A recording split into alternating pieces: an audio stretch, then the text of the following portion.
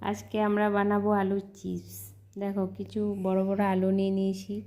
সেই আলুগুলো বটির সাহায্যে সব ছালটাকে তুলে নিতে হবে। দেখো সব ছাল আমার তোলা হয়ে গেছে। এরপর আলুগুলোকে একটা বটির সাহায্যে পাতলা পাতলা করে কেটে নিতে হবে, গোল গোল করে, যাতে সব কটায় আলু পাতলা পাতলা হয়। পাতলা না হলে কিন্তু পাঁপড় ভালো হবে না। সব আলুগুলোকে বটির সাহায্যে পাতলা করে কাটা হয়ে গেছে আমার। এরপর ভালো জলে 3-4 বার আলুগুলোকে ভালো করে ধুয়ে নিতে হবে। এরপর আলুগুলো পরিষ্কার করে ধুতে হবে যাতে কিছু নোংরা না থাকে। এরপর গরম জলে 2 চামচ মতো লবণ দিয়ে আলুগুলোকে 3 থেকে 4 মিনিট মতো আমি এটাকে ভাপিয়ে নেব। এরপর ভাপানো যখন হয়ে যাবে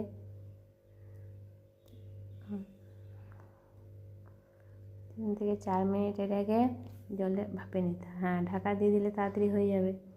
এমনভাবে সেদ্ধ করে নিতে হবে যাতে আলুগুলো ভেঙে না যায়।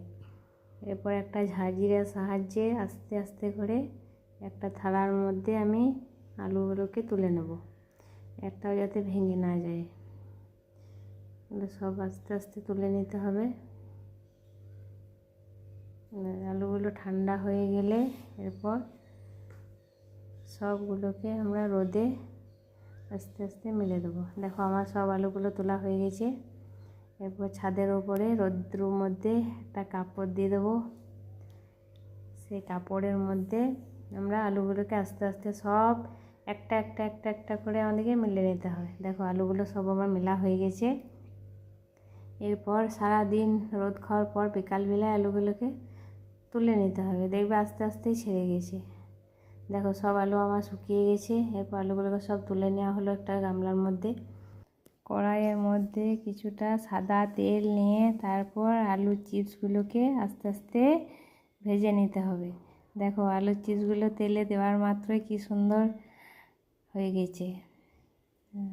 আলুর চিপসগুলো সব আস্তে আস্তে এবার তুলে নিতে হবে।